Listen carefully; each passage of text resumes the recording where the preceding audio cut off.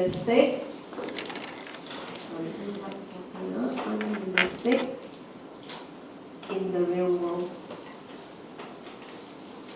Okay, where price drop, interest rate drop is valid. We do see countries facing this phenomenon: Japan, US, Europe.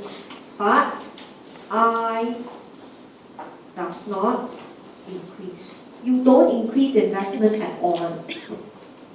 Right? Okay? Because firms are pessimistic. This is deflation. You are forced to sell everything cheaper. Why would you want to open new factories? Why would you want to buy new machines? You won't. So you must know the difference when you move from year 1 to year 2, year 3. You must be seen as a thinker, not my diagram says so. My diagram says price drop, output increase. Yes, that was a basic model, but in reality, it doesn't work. So therefore, in the exam, please don't discuss price drop unless the question says so. The question never says. The question really asks you to discuss slope of AD. Then be sensible. Discuss price increase. That is more logical. Okay, right? So must reflect that you are thinking that you study macro beyond your classroom. You don't study macro just based on equations and curves. You don't. Okay, so that was slope of your AD. Now let's turn to page 11. That is the shift of AD. So I won't go too much. Okay, this is quite straightforward. All I want you to do is observe. P is unchanged. So take for example, if your G bar goes up.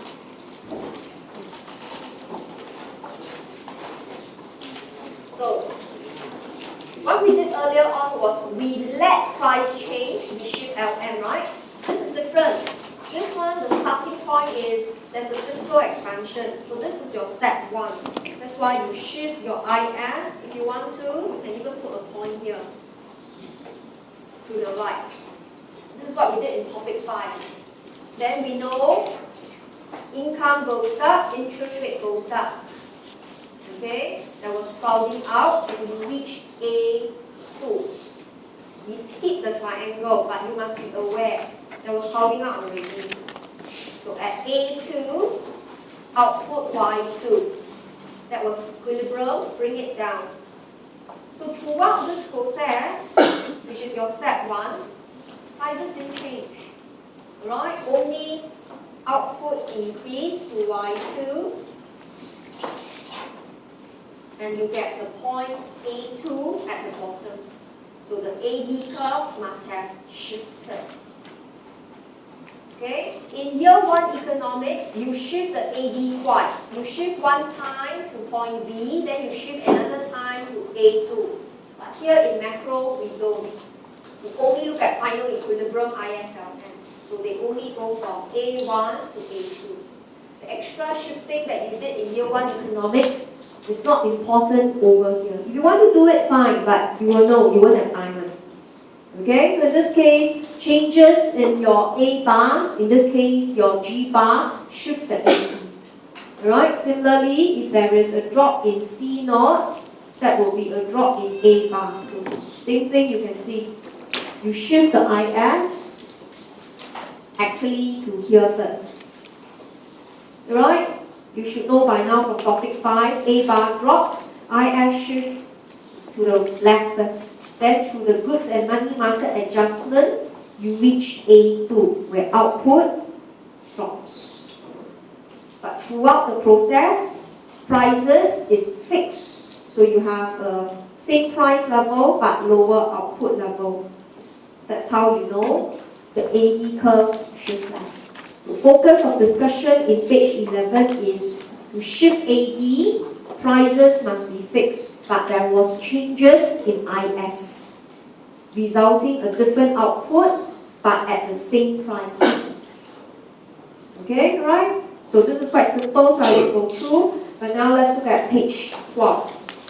Besides the shift of IS, there could also be a shift of LM that shifts AD. So this is more careful. So again, draw a larger diagram for ISLM, then a smaller space for the AD curve.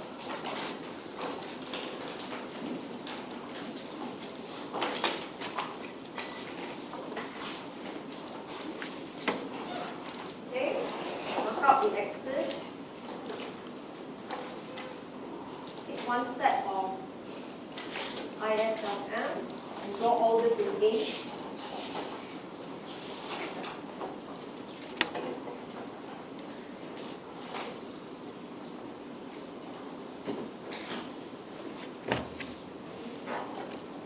Okay, bring down the point.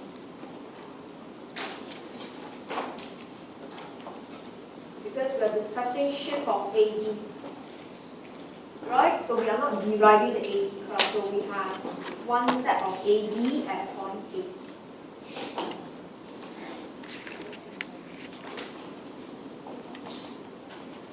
Okay? Now, you must be very careful with this. This is the examiner's favorite question. You are still at the same price P1. But now, for example, M increase. Example, government buy bonds. Previously, it was price change, shift LM, but now it's not. Now it's M, the monetary base increase. The government buy bonds, government pay us or pay the banks. There's more deposits, more loans, money supply increase. So in this case, you shift the LM.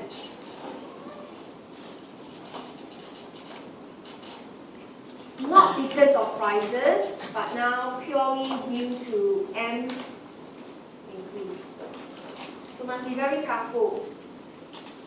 Okay, more liquidity is pumped in by government. You reach point B.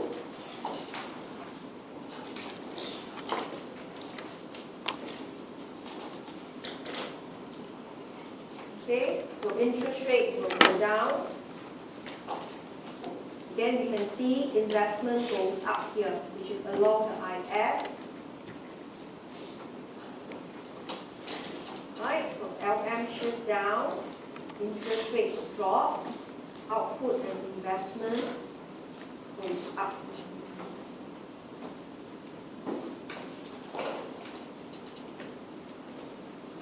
So the entire process is in the short run where prices don't change. So bring the price across.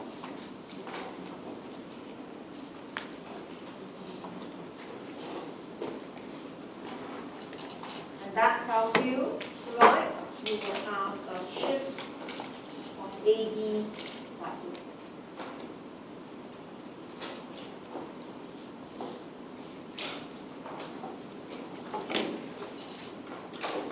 Okay, you must reckon this is different from page 7.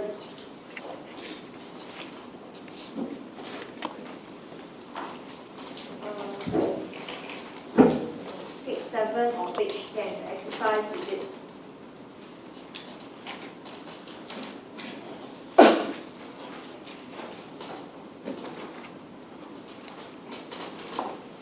Okay, so page 7 or page 10 was price change, then you shift LM.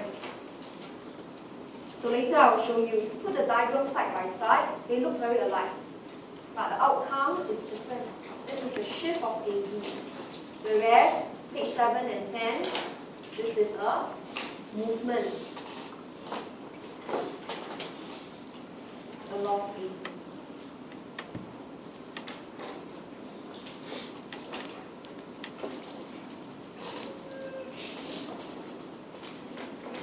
Okay, we'll take this down. We need to zoom up for a while, come back to this later. Okay, so this is shift of AD. This is page 10. It looks the same, right? A goes to B, A goes to B. But this is a movement. Because for page 10, the exercise you did, your step 1 was here. You let price change first. Then you go up, shift LM. Whereas the analysis in page 12 was you let price stays the same, but you triggered the policy. you shift the L. So cause and effect must be clearly distinguished. You cannot memorize diagram and keep saying LM shift, movement. It's not. It's purely through analysis. Right? So in this case, you could also deduce shift of AD is also triggered by monetary policy. So fiscal policy or change in A bar, shift AD. Monetary policy also shift the AD. Right? So examiner loves to test this a lot. Shift of LM, or in fact change of M. Right? Due to a triggering shift of LM. It's quite popular in the exam. The students must be clear on the analysis. Okay, so this entire page 2 to 12, you can see, focuses on the AD curve. It's not difficult. In fact, it's a reinforcement on what you learned earlier on. So make sure you study it for the prelims. At least you can try out, okay, to see how much you can analyze. Okay, so now we want to move on to AS. Compared to AD, AS is very difficult. When I say very difficult, it's very difficult. When things are difficult, it's not because the equation is difficult or the diagram is difficult. It's abstract. There's a lot of what I call tedious analysis. In fact, the AS curve is very simple. So let's look at diagram 4 and let's put in the axis. The AS curve is just the upward sloping straight line. But what makes the concept difficult is because students misinterpret it. Right? So I'll show you the wrong approach. A lot of times, students cannot do AS is because they treated it like microeconomics, and that was wrong. This is not your marginal cost curve, the supply curve of firm. This is not.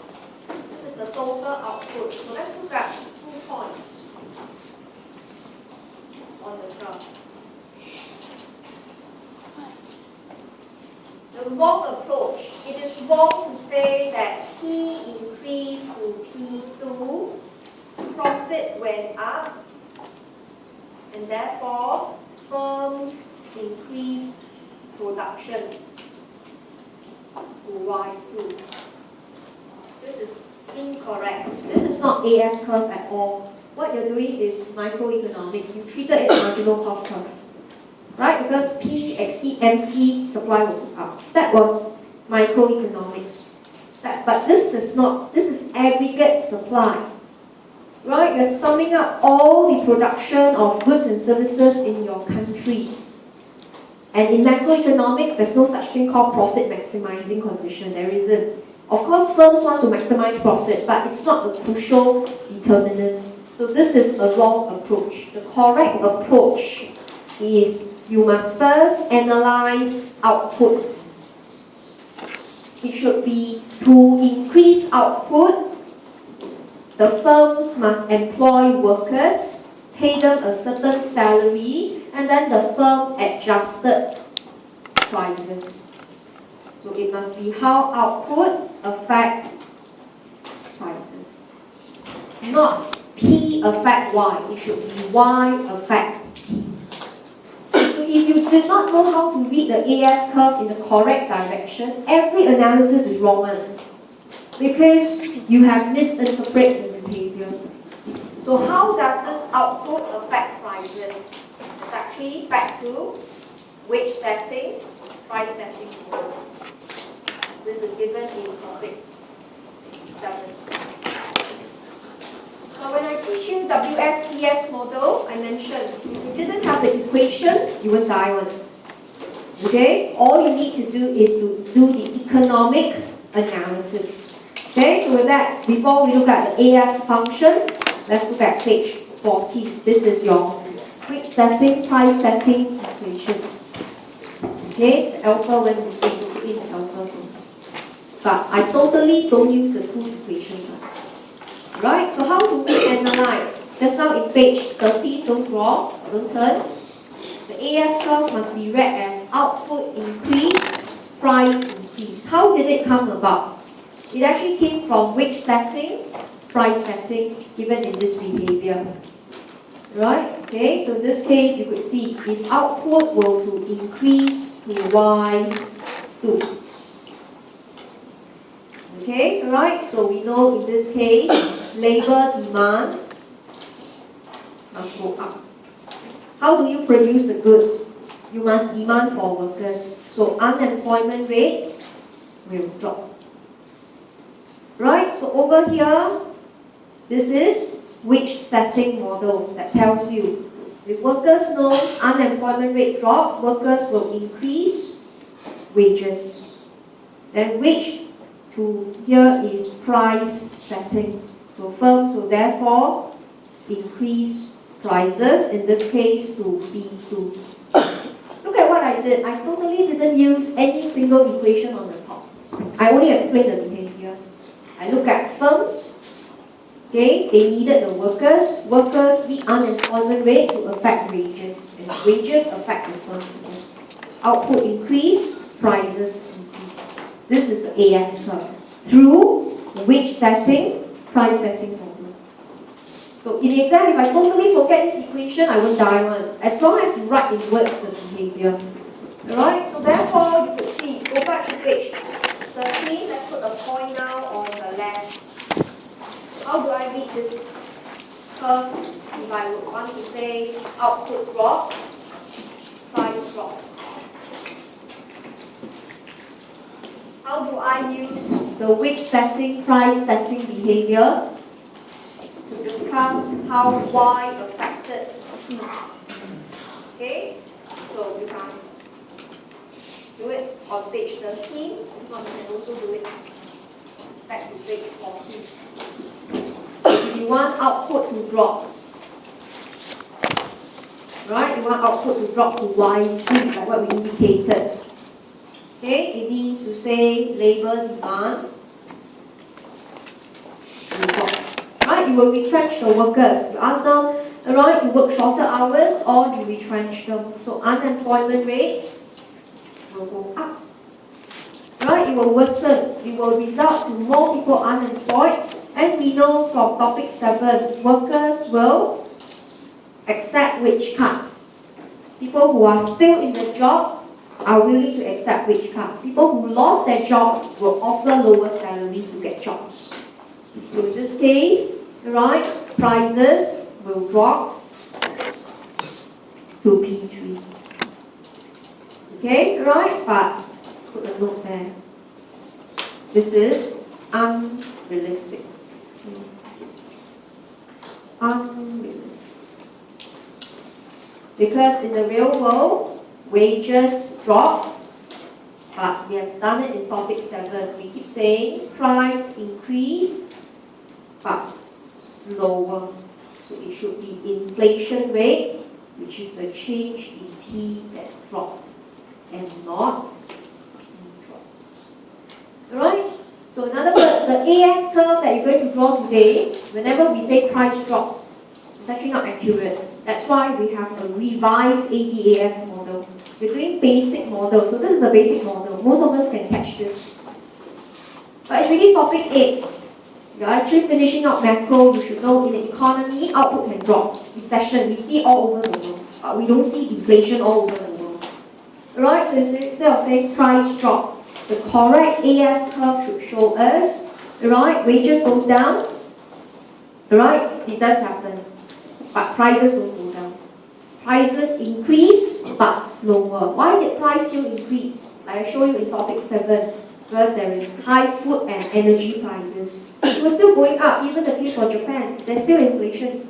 But wages will slow it down. So instead of saying P goes down, it should be pi that went down. Alright, so then that will be a more realistic model and not saying inflation. Okay, so in summary, we're looking at aggregate supply. The curve is upward sloping. How did it come about? Wage setting, price setting model. Okay, and let's go all the way up to page 13. Derivation, not required. Okay, because this is usually tested in section A. You must know by now, when you do true-false question, you don't do derivation, right? You only apply the model. So those of you who are interested, you can read up your course guide on the derivation. Okay, but this is not an easy topic to do for section B, so that's why I don't teach the derivation. But simply, right, through the wage setting, price setting, this is the equation. And again, I want to show you. Throughout the lecture later on, I don't even use this equation, I still can apply the AS curve. Right, but just to show you, this is actually the equation for AS curve, that price in the goods in the economy is affected by PE, the expected price level, and your actual output Y, okay, as well as your potential or full employment output YN. Right, okay, so rewriting the equation, because I want to draw my diagram as P and a Y. So I can actually use the equation to see the slope and the intercept. So from equation 2, you can see, right, I gather the terms that don't contain the Y. So that's how I get PE minus lambda YN. So this chunk here is independent of the Y. So I know this is my vertical intercept, PE minus lambda. Right, so this will also tell me, therefore, changes in PE, changes in YN will shift the AS curve. Right, okay, but later on you can see you don't need it at all. But for those who are very maths inclined, use the equation to show. Alright, by regrouping the variable, expected price level, potential output will shift the AS curve. Okay, then looking at the equation, the AS curve is upward sloping, and we know the slope is lambda. So this is aggregate supply. Alright, so don't over focus on the equation. Focus more on the analysis. Why is the curve upward sloping? Okay, now therefore you can see, when we actually draw this diagram, it's not factual. We only say output increase, output drop. But the correct discussion of output must be in comparison with YN. Then we can tell what happens to unemployment. So a deeper or more detailed study of this function is given in page 15. So I will do one set and we'll go to a break. So let's look at page 15. How do we interpret the function? Just now I taught you how to interpret the curve in general. But now with this function in mind, how do we interpret? Okay, there are three cases, so we start with this case first, right? That whenever we draw our aggregate supply curve,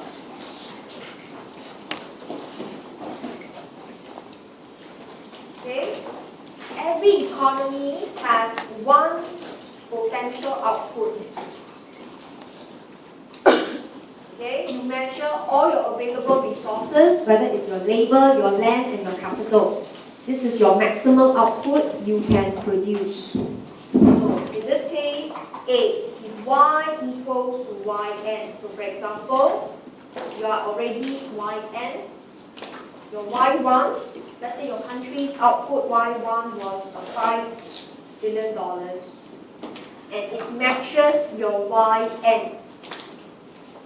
Intuitively, right, it means unemployment rate is at the natural rate. It doesn't mean you have zero unemployment. Remember, unemployment must exist, but it must be your lowest level, which is your natural rate. And when U equals to UN, it's equivalent to say, right, there is full employment. That is, labor supply is actually approximately labor demand. It's at equilibrium already.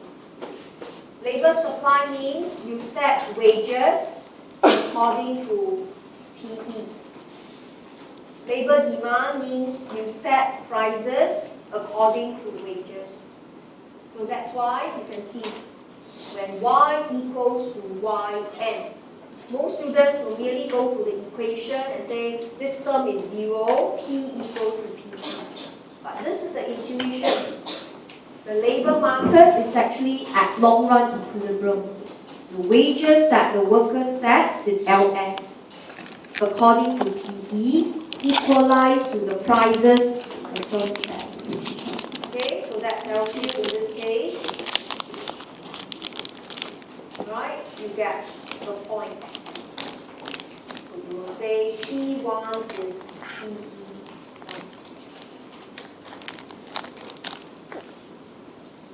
Okay, then look at it, consider. Right, if PE were to go up,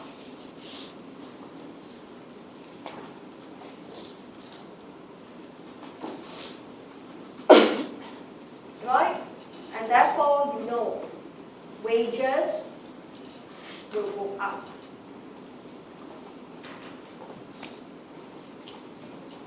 Right, and price will go up. Right? In this case, to P2 at point B, for U to be at P2. So typically, when wages goes up, labor demand should drop. But now, if firms can also increase prices, you don't need to hire more or less. The unemployment rate is the same at UN, Y equals YN at point B. So it's not easy to read this curve. A lot of people think, oh, vertical line. But there's a lot of intuition. Wages, PE goes up if workers can increase wages. Typically, labor demand should drop. The firms should retrench the workers because they couldn't afford. But now, with the assumption that you can keep the workers, how can the firms keep the workers if you can also increase the price to P2? Right, so with that, when you join up A and B, this is your AS curve. Specifically, we call it the long run. Right, why do we call it long run? Because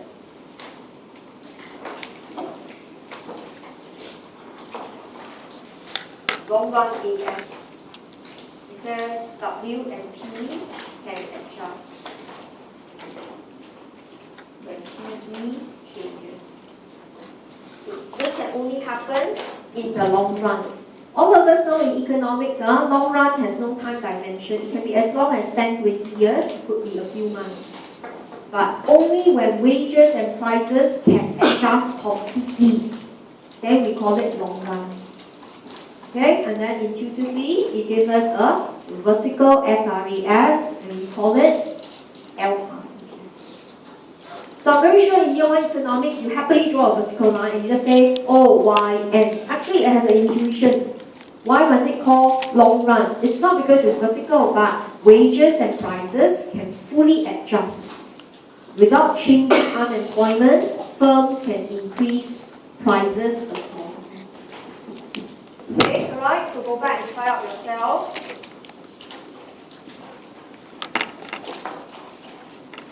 Okay, analyze how a drop in PE affects P, but you want to assume U equals to UN. You should actually get point U.